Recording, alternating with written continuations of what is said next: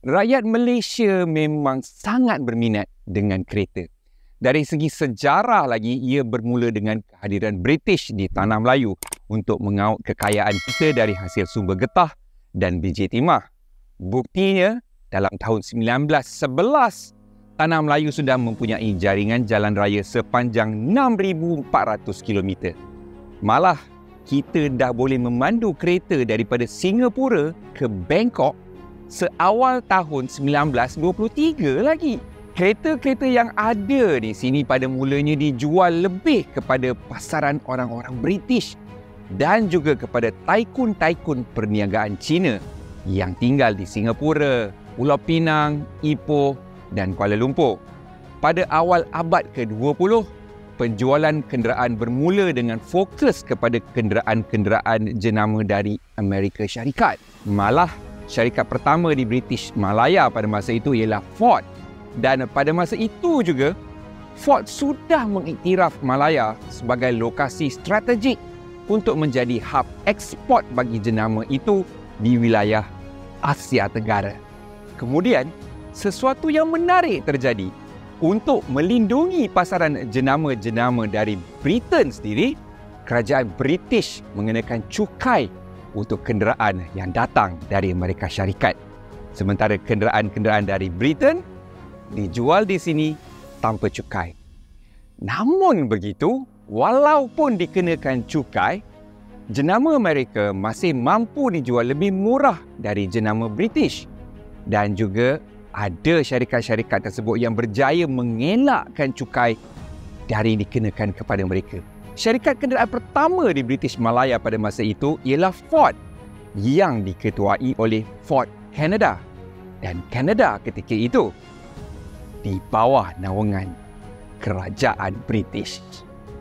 Dalam tahun 1904, syarikat Ford Malaya mula bertapak di Singapura. Dalam tahun 1909 pula, ia mula mengimport masuk kenderaan-kenderaan ke sini. Dan dalam tahun 1930, Ford Malaya memulakan operasi pemasangan tempatan untuk model T dan komponen-komponen itu diimport daripada Canada dan juga England. Dan kerana itulah 80% jualan otomotif pada zaman tersebut ialah oleh Ford. Cita-cita kita untuk mempunyai jenama sendiri sebenarnya bermula seawal tahun 1964 bila Malaysia memperkenalkan polisi industrialisasi secara rasmi menerusi program pemasangan tempatan atau CKD. Kerana itulah kilang-kilang komponen otomotif seperti tayar, cat, bateri, kabel elektrik, kapet, tempat duduk serta komponen-komponen otomotif berdasarkan getah bercambah dengan pesat seperti cendawan selepas hujan. Pada tahun 1967, Malaysia sudah mempunyai 6 pusat pemasangan kenderaan yang terletak di Tampoi, Shah Alam dan Petaling Jaya.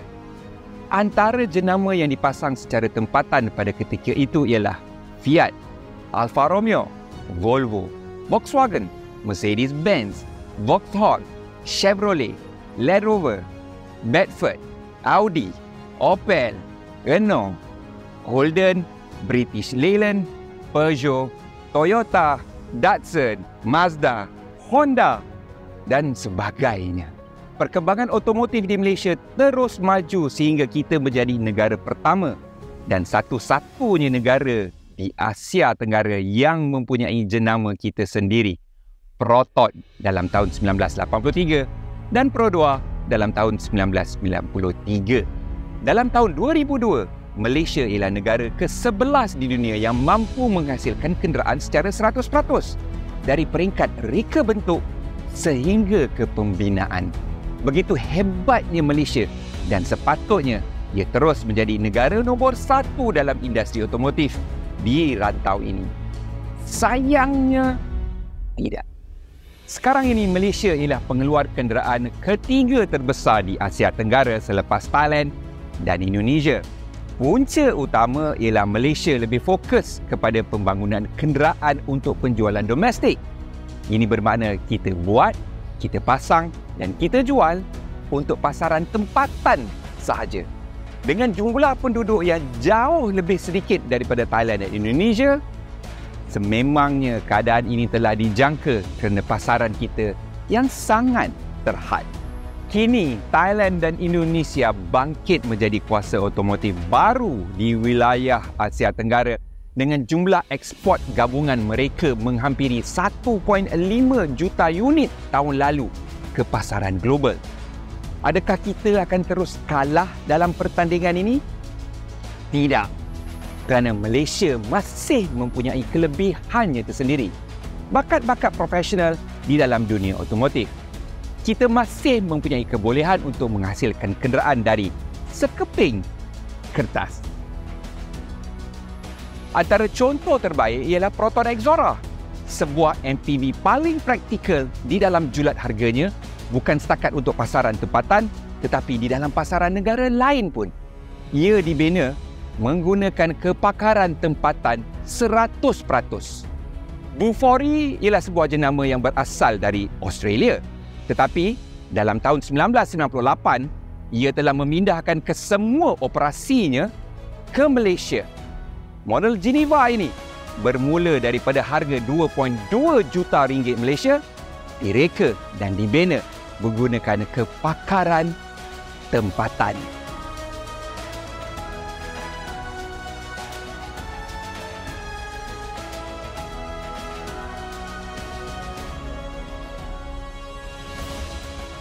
Bufori Geneva dipersembahkan ke dunia di Geneva Motor Show dalam tahun 2010 dan ia dieksport ke seluruh dunia.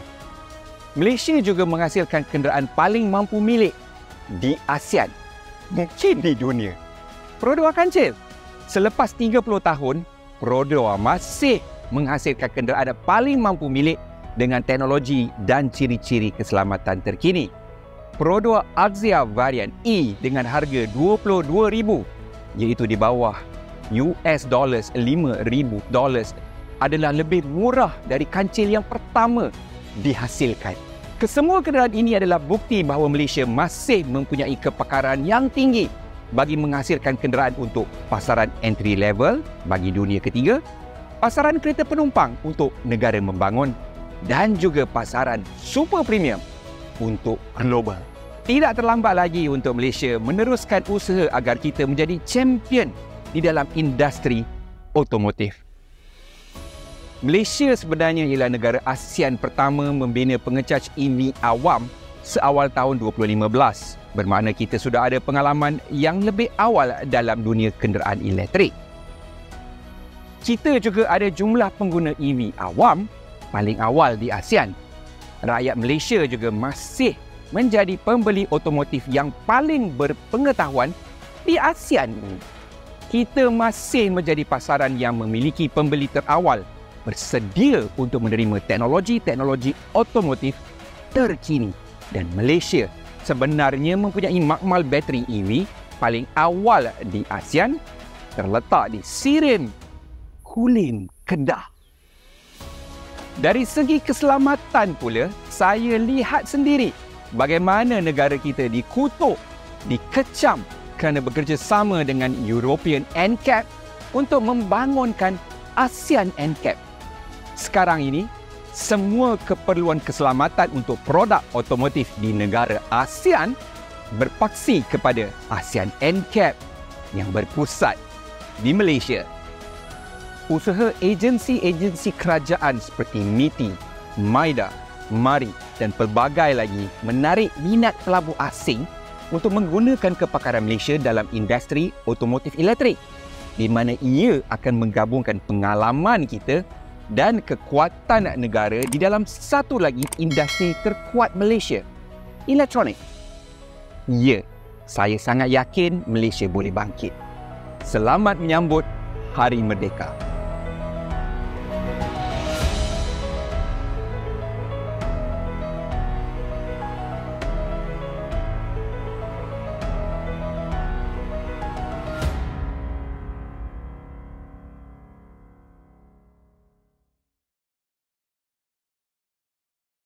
Jangan lupa subscribe channel kami dan tekan butang loceng supaya anda tahu bila video baru kami akan muncul.